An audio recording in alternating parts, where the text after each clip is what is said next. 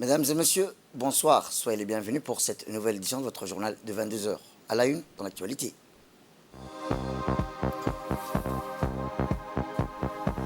À la une, dans l'actualité nationale, le chef de l'État a présidé la 20e séance du Conseil des ministres. Et enfin, dans l'actualité internationale, direction le Proche-Orient où l'entrée des nouveaux camions d'aide humanitaire à Gaza. C'était les titres. Merci, si vous nous rejoignez. Eh bien, sous la présidence du chef de l'État, son Excellence Ismaël Omar Guelleh, s'est tenue aujourd'hui la 20e séance des conseils des ministres où 10 questions étaient inscrites à l'ordre du jour. La première question concernait un projet de loi portant approbation des comptes financiers d'exercice 2020-2021 de l'École nationale d'études judiciaires. La deuxième question portait sur un projet d'arrêt portant approbation du budget prévisionnel du Palais du Peuple pour l'exercice 2024. Écoutons le ministre des Affaires étrangères et de la coopération internationale par intérim et ministre de la Justice et des Affaires pénitentiaires chargé des droits de l'homme, M. Ali Hassan Bahdon. Excellence, M. Ismaël Omar Guelleh, président de la République, chef du gouvernement, a eu lieu ce mardi 28 novembre 2023, la 21e séance du Conseil des ministres. Ont été examinés et approuvés les textes suivants. Ministère de la Justice et des Affaires pénitentiaires chargé des droits de l'homme. Première question. Projet de loi portant approbation des comptes financiers des exercices 2022 et 2021 de l'École nationale des études judiciaires. Les comptes financiers de l'École nationale des études judiciaires pour l'exercice 2022 sont arrêtés en produit à 35 253 736 francs Djibouti et en charge à 36 784 109 francs Djibouti. Les comptes financiers de l'école pour l'exercice 2021 sont arrêtés en produit à 35 680 000 et en charge à 31 125 000, avec un résultat bénéficiaire de 4 654 000. Les comptes financiers 2021 correspondent à la première année d'activité de l'école. Les produits s'élèvent à 35 millions en 2021 et sont constitués exclusivement de subventions de l'État, avec 35 millions de subventions d'exploitation et 450 000 francs de subventions d'investissement.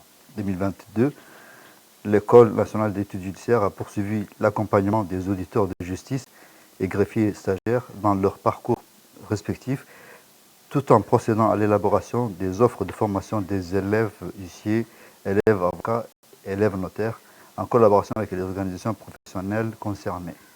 L'ambition de cette école vise à permettre l'émergence d'un corps professionnel parfaitement formé et rodé aux pratiques judiciaires et juridiques afin de faire éclore un vivier de formateurs judiciaires et juridiques en capacité d'assurer la formation initiale et continue.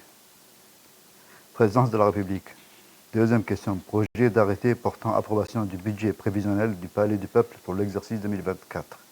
Le budget prévisionnel 2024 du Palais du Peuple est présenté en équilibre en produit et en charge à 341 810 103 francs Djibouti.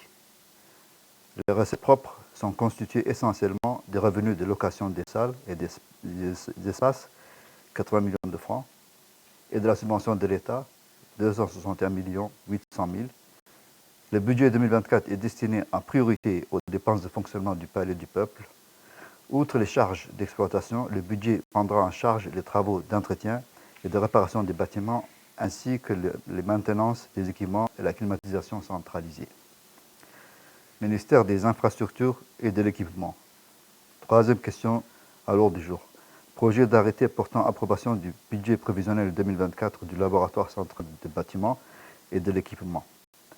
Le budget prévisionnel 2024 du laboratoire central des bâtiments et de l'équipement est arrêté pour 2024 en produit à 401 670 000 avec un résultat bénéficiaire de 10 553 750 francs Djibouti.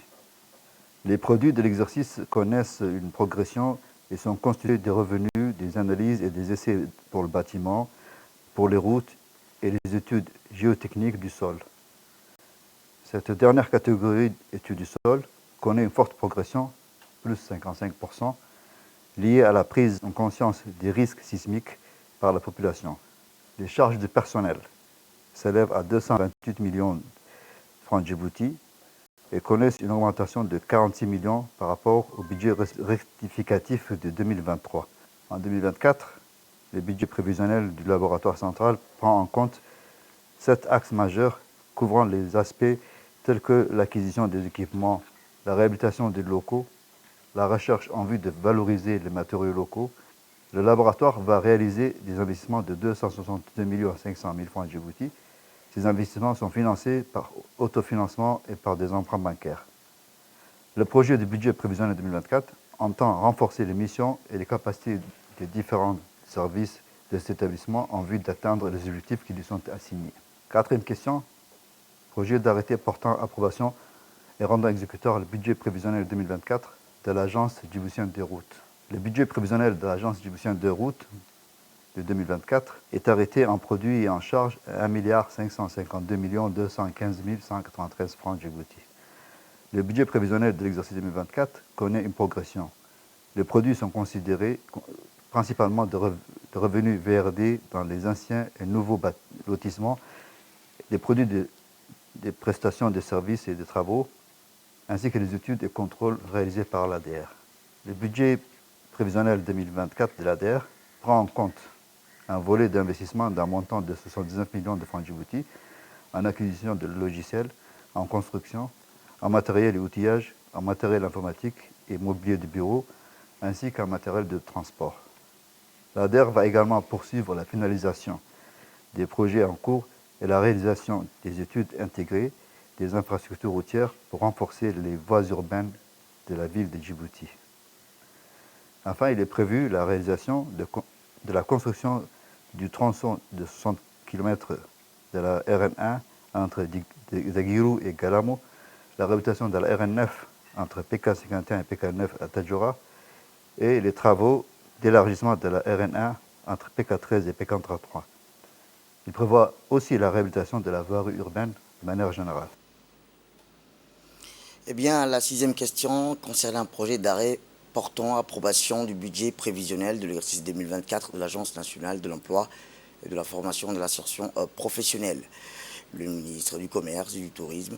Ainsi, la septième question portait sur un projet d'arrêt approuvant et rendant exécutoire le budget prévisionnel 2024 de l'Agence nationale du tourisme de Djibouti. Récoutons le ministre des Affaires étrangères, de la coopération internationale par intérim et ministre de la Justice et des Affaires pénitentiaires chargé des droits de l'homme, M. Ali Hassan Badol.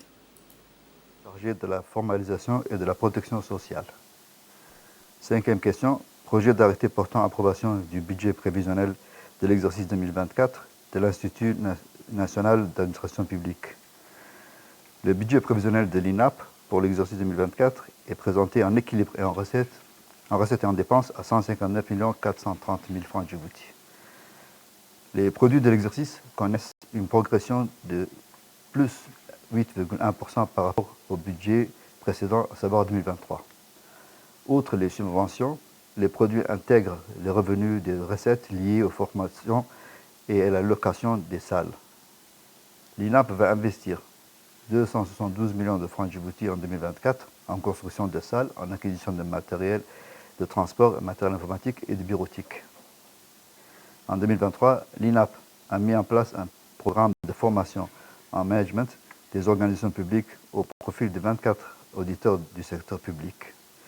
L'INAP a aussi réalisé des sessions de formation en anglais, en suivi et à l'évaluation des gestions de projets, ainsi que des sessions de formation en français pour les cadres arabophones de l'administration et des formations en gestion des collectivités locales au profit de 89 élus locaux.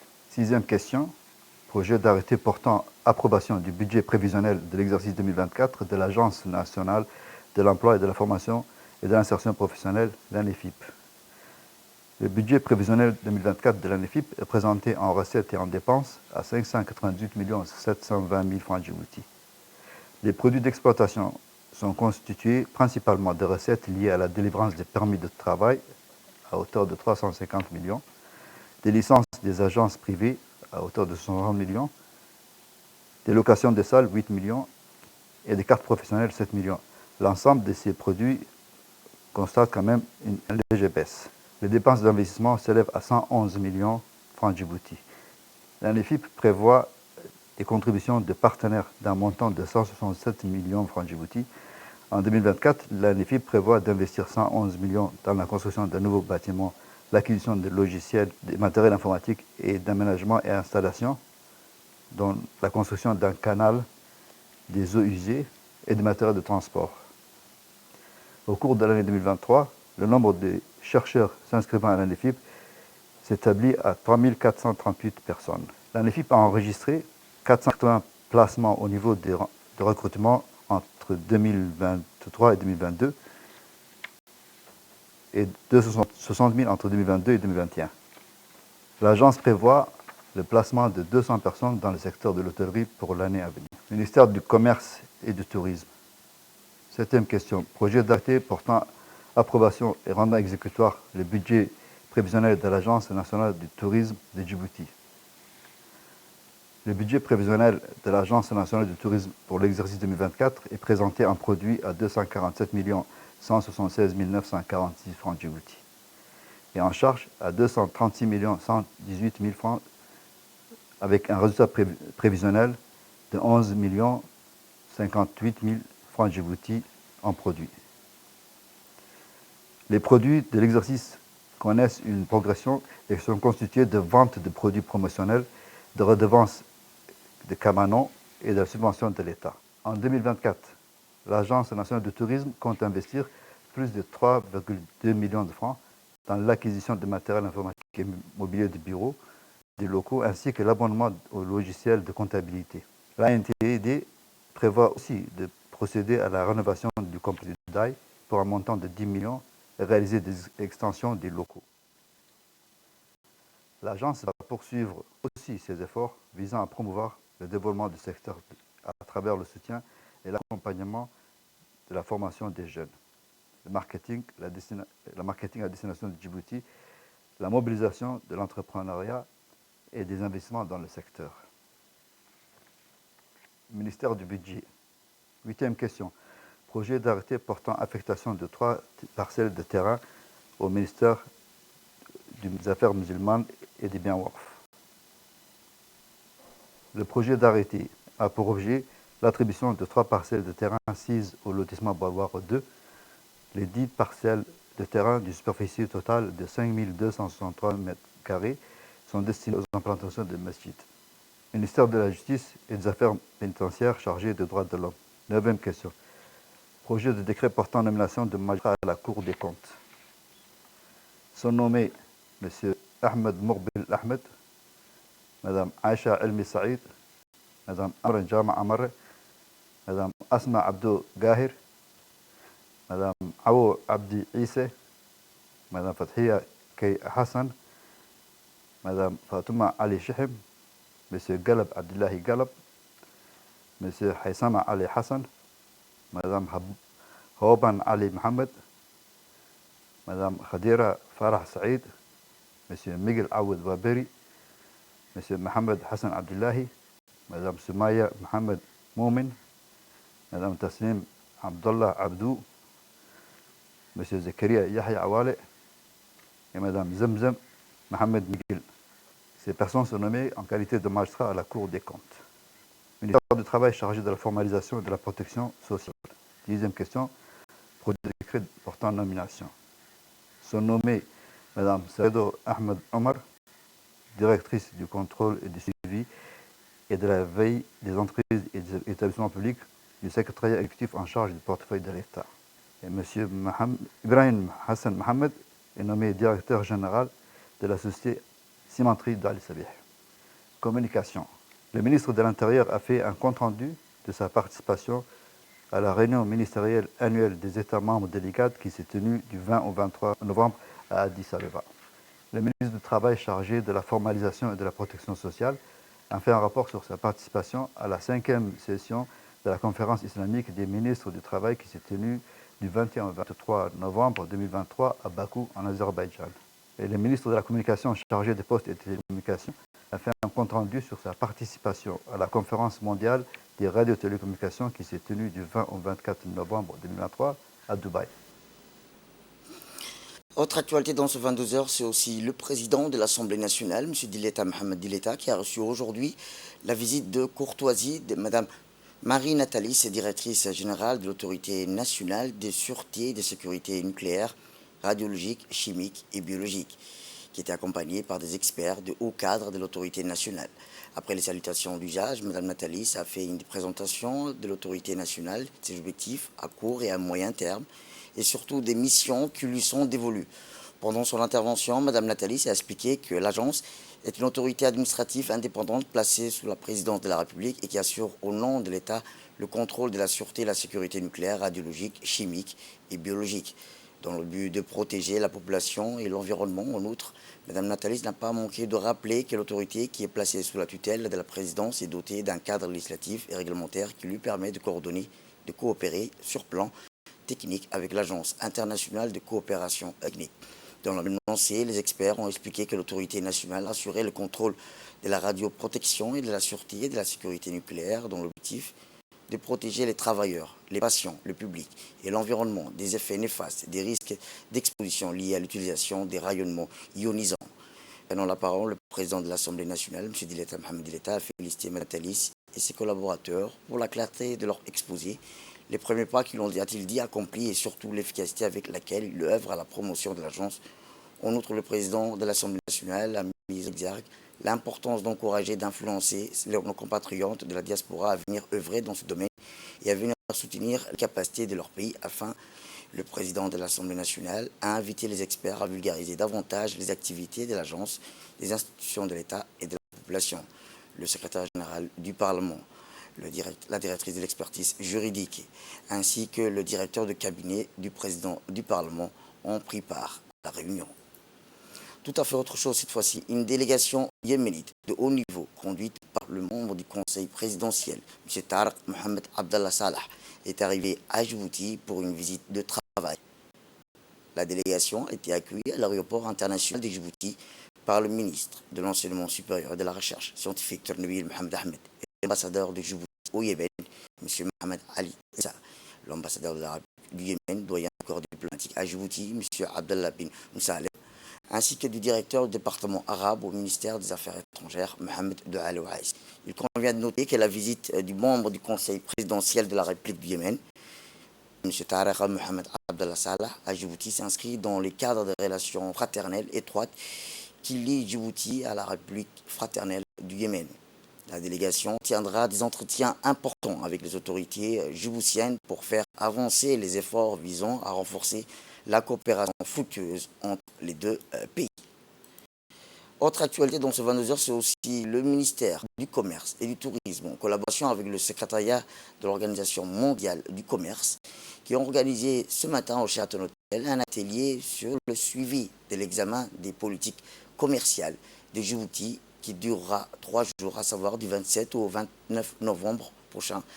L'atelier a vu la participation du ministre du Commerce et du Tourisme, M. Mohamed Warsamadiri, du ministre du Transport et de l'Équipement, la représentante de l'OMS, du représentant de l'OMS, le chargé d'affaires de l'Union européenne à Djibouti, ainsi que des hauts cadres de la Banque centrale, du DPCR, des représentants du ministère du Budget. L'examen de la politique commerciale est un travail précis dans le trésor de l'OMS, au cours duquel les politiques commerciales et les politiques de connexion des pays membres sont examinées, évaluées périodiquement. Elle a pour objectif de contribuer à tout ce que tous les membres respectent davantage les règles.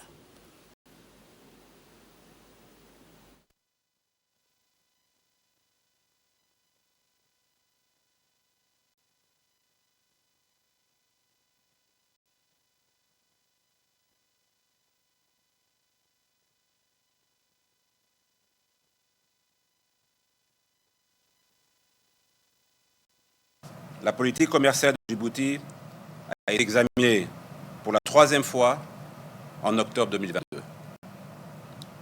La requête de Djibouti pour la tenue du présent atelier témoigne de l'intérêt bien compris par les autorités nationales du rôle que joue le mécanisme d'examen de politique commerciale, non seulement en tant qu'examen par les pairs, mais également en tant qu'un outil principal de transparence au sein du système commercial multilatéral.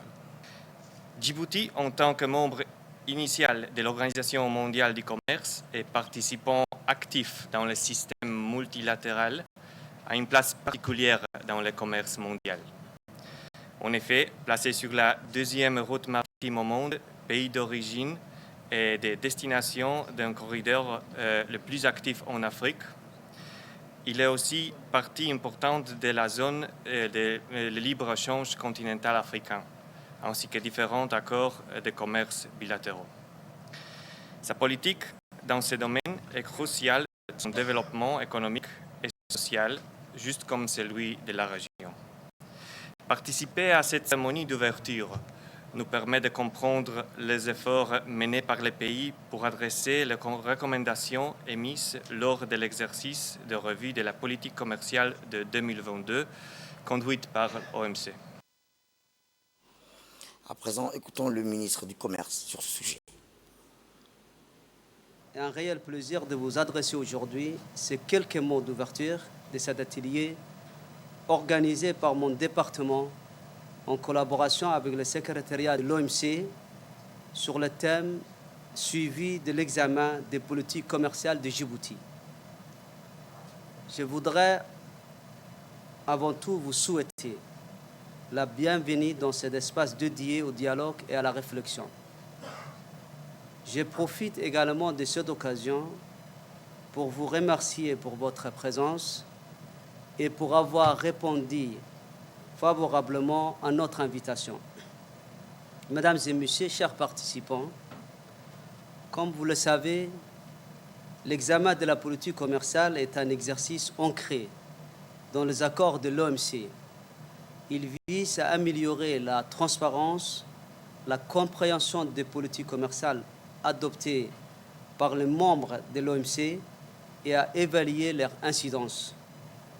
Les membres estiment que ces examens leur fournissent en retour des informations constructives sur leur politique et en principe, chaque membre de l'OMC doit faire l'objet d'un examen périodique. Dans la création du mécanisme d'examen des politiques commerciales, Djibouti a fait 3 examens, respectivement en février 2006, en septembre 2014 et en octobre 2022. J'ai eu l'honneur de conduire la délégation pour présenter le 3e examen de la politique et des pratiques commerciales qui a eu lieu les 12 et 14 octobre 2022 à Genève. Autre actualité dans ce 22h, c'est aussi la cérémonie de remise d'attestation aux talentueux jeunes danseurs de la troupe de l'Unité qui sont illustrés lors de la célébration de la Journée nationale africaine de la jeunesse. C'est tenu dans la salle de réunion du ministère de la Jeunesse, sous la houlette de la ministre de la Jeunesse et de la Culture, Dr Hibo Moumin Assoui. Cette cérémonie de remise s'est tenue en présence du conseiller technique principal, M. Idriss Moussa, de la conseillère de jeunesse, Mme Asle Hussein Mohamed, de la directrice de la culture, Mme Fatouma Abdi Aissé, de la ministre de la Jeunesse et de la Culture, Dr Hibo Moumin Assoui. La ministre a salué la représentation très applaudie des jeunes qui ont su interpréter avec brio la diversité de nos danses culturelles dans l'unité. La ministre les a félicité pour avoir suivi avec sérieux et implication la formation reçue au CDC d'Anguilla et les a invités à continuer à valoriser les riches patrimoines folkloriques du pays. Les jeunes ont exprimé leur enthousiasme et plaisir à pratiquer les danses traditionnelles comme passe-temps favori. Remercions au passage les formateurs sans lesquels ils ne seraient pas autant épanouis, s'enquérant de l'impression qu'ils ont gardé de la rencontre avec son Excellence le Président de la République, Ismaël Mergueli. La ministre a transmis aux jeunes les appréciations du chef de l'État, premier défenseur de la transmission de la culture à la jeunesse, ainsi que les multiples encouragements des hautes autorités pour les belles prestations talentueuses dont ils ont fait preuve lors de cette journée. La ministre expliquant longuement les vertus cardinales de la culture en termes de développement durable, a exhorté les jeunes à continuer dans cette voie, travailler toujours ensemble pour plus de performances et devenir des ambassadeurs de la danse culturelle nationale en tant que troupe de l'unité dans la diversité, a-t-elle déclaré la ministre. Direction le Nord, où dans le cadre des opérations de ratissage au cours du Nord depuis les dernières 48 heures, le chef-major général des armées s'est rendu à Balho, plus précisément dans la région de Tadjoura, au poste de Harou. Ces opérations visent à renforcer la sécurité dans la région et à éradiquer les activités criminelles qui menacent la stabilité de cette région. Au cours de cette mission, les militaires du régiment de Tadjoura ont reçu à débusquer et appréhender dans un premier temps l'informateur principal des malfaiteurs opérant dans cette zone. L'individu capturé serait rapidement transféré à Djibouti pour être soumis à un complément d'enquête approfondi visant à recueillir des informations cruciales. Ces opérations de recherche, de ratissage, se poursuivent à un rythme soutenu et l'armée djiboutienne demeure confiante quant à sa capacité à débusquer tous les petits groupes de malfaiteurs opérant dans cette zone précise. La collaboration étroite entre les forces de la sécurité et la population locale est essentielle pour assurer le succès de ces opérations et garantir la sécurité de tous. Dans cette optique, le chef d'état-major général des armées encourage vivement les citoyens de la région à participer activement à la lutte contre la criminalité en informant les autorités compétentes de toute activité suspecte ou de la présence de groupes criminels. Les informations fournies par les citoyens seront traitées de manière confidentielle, ont-ils déclaré.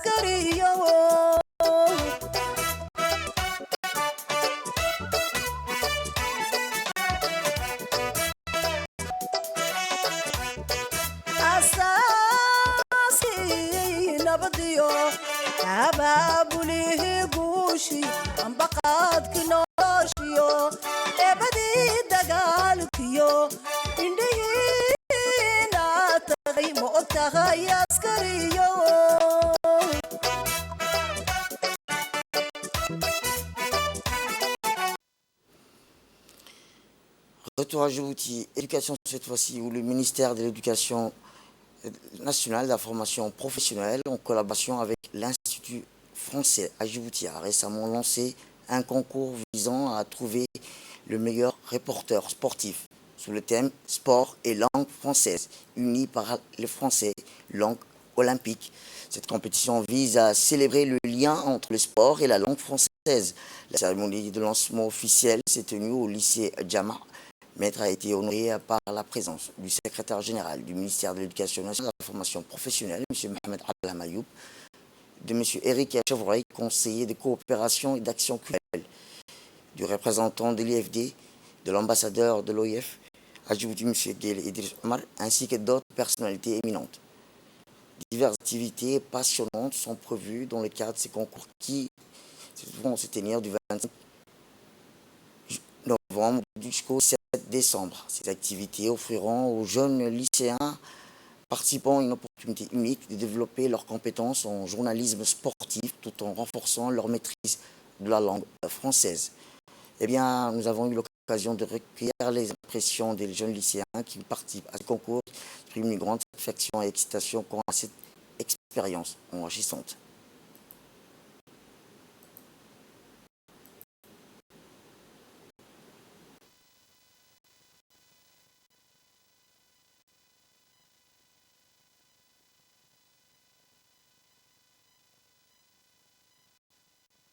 À Paris, on va faire les Jeux Olympiques dans Paris, là où les gens habitent, là où les gens travaillent, là où les gens vivent.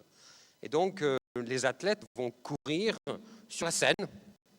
Les gens qui sont les professionnels des arches, du tir à l'arc, vont le faire devant les Invalides, sur l'esplanade des Invalides. Les cavaliers vont sauter dans le Grand Palais, qui est un des grands palais qui date, enfin qui n'est pas très ancien, mais qui date de 20 ans. Et donc vous voyez que l'articulation entre la ville de Paris, les richesses patrimoniales et les Jeux Olympiques vont faire de cette fête quelque chose d'extraordinaire.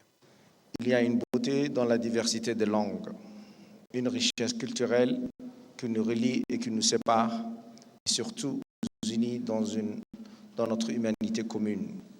La langue française, joyau de la communication, s'étend sur les continents, tissant des liens entre des peuples aux traditions variées.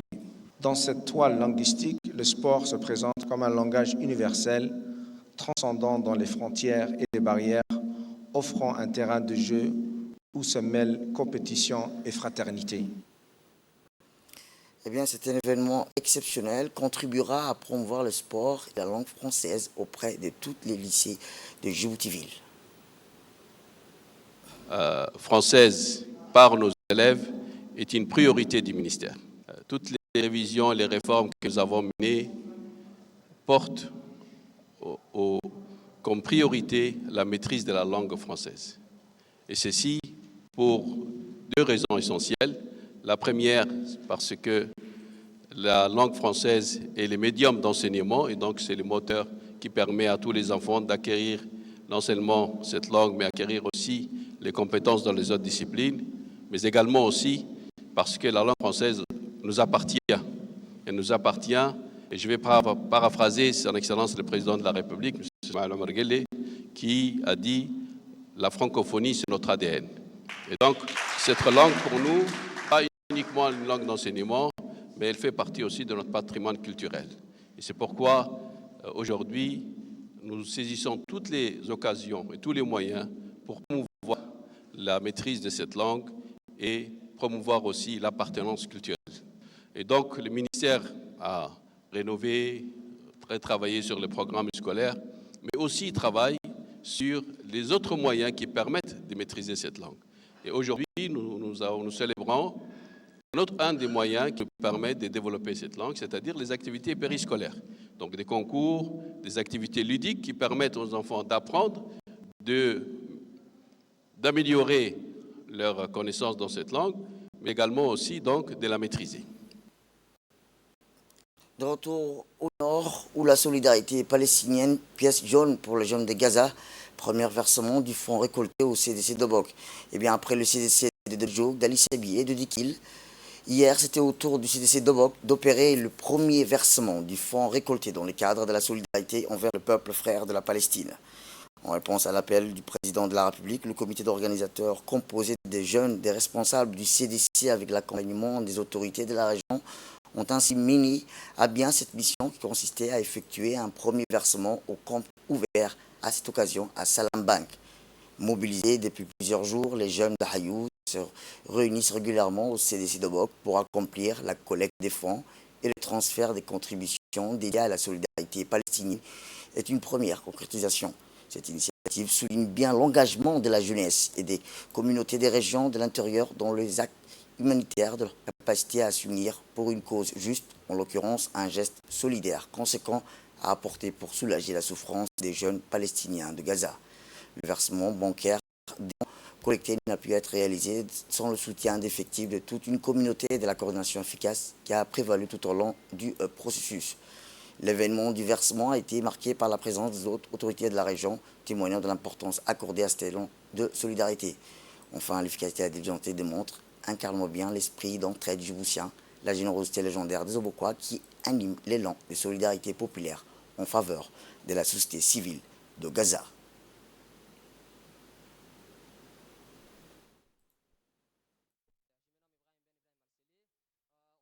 Jeunes de Hayou, aujourd'hui, nous avons répondu à l'appel du président de la République de Djibouti pour la solidarité palestinienne. Nous sommes mobilisés pour cette cause et aujourd'hui, nous effectuons le premier versement des fonds collectés pour nos frères, pour soutenir nos frères palestiniens. Le deuxième versement de fonds est en cours.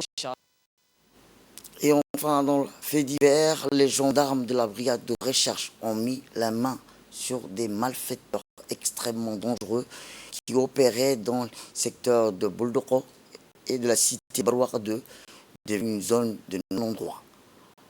Eh bien, pour plus de précisions, écoutons l'intervention du commandant de la brigade de recherche, sous-lieutenant Aïdrous Hussein Mohamed, sur cette capture.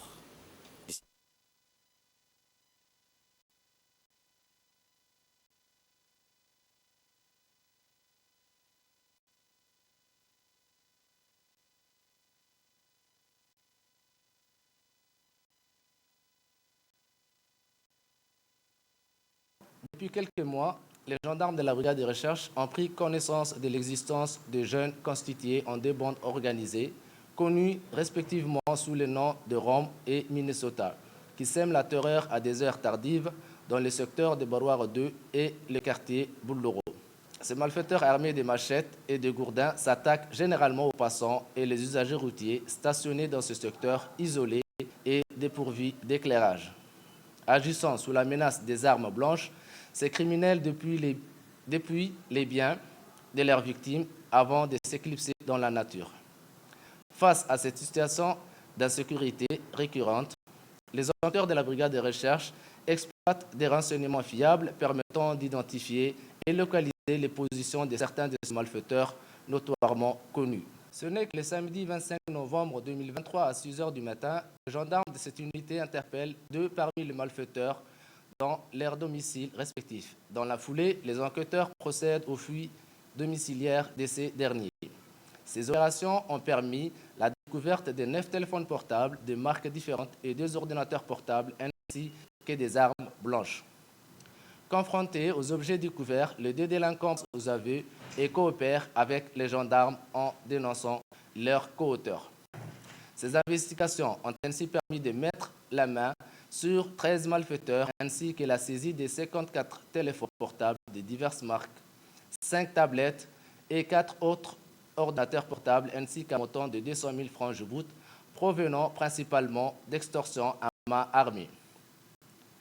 En outre, 11 autres individus, parmi lesquels figure un programmateur chargé de déverrouiller les codes de téléphones volés, ont également été interpellés pour recel des biens volés vendus à des sommes dérisoires. Compte tenu de la gravité des faits, les malfaiteurs poursuivis pour extorsion en bande organisée sous la menace d'armes, association des malfaiteurs et recel seront traduits devant la justice pour répondre de leur acte criminel le mardi 28 novembre 2023 à 12 h. Et enfin, cet avis de recherche où la famille Samata Sirid recherche activement leur fille, Gen Samata Sirid, âgée de 14 ans et disparue depuis le 22 novembre. En cas où vous la reconnaîtriez sur cette image, veuillez contacter le numéro 77 16 65 57. Je répète, le 77 16 65 57.